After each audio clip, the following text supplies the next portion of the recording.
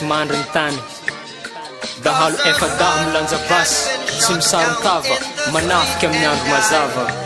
sabao malandy moslimo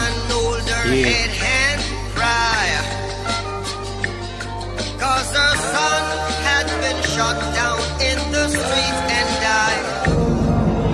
Ranomasy fogna nanlasany izy kofa na areny fa ny zanany tsy manantsigny lavony bala ny sasany lavo amoron-dalagna otry fatin-dahalo nefa zaza tsy manantsigny tsy manam-pahavalo satria mbola gamadiniky variagna misoma nefa ny babiny ngitiny maty martiora tsy fidiny voatifotifo-poagna ny zanany ka ninjovin-tsigny agny reny nagnirika santsy filaminany tany na izy ny tany amandangitry nikoropoka tsy hainy raha isam-borigny lany fagnambola velogny na hita fatin-janany mitsiatra ny osin-draha amoron-dalagna ka niandra langitry nagnantso zagnahary ino loatra ny fahotagna vitan-janany nahatonga izy lavo tsy nialagna negniny ary nangataka ny zanany mbo olosogna anjely agny andangitry agny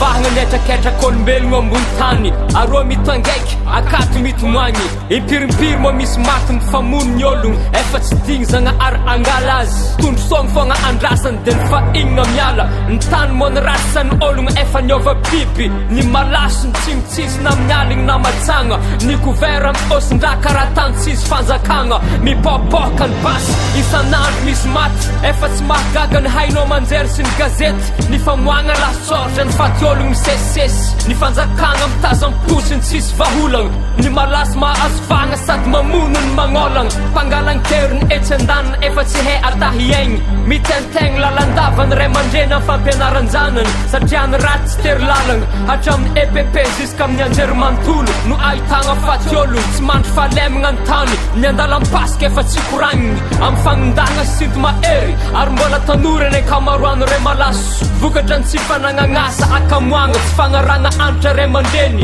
nefa ny reny tsy an'olo baty mafananjanany ka nianjare mijoro iaro ny zony satria ny zaza mila fahafahagna misoma amin'ny fantanagnany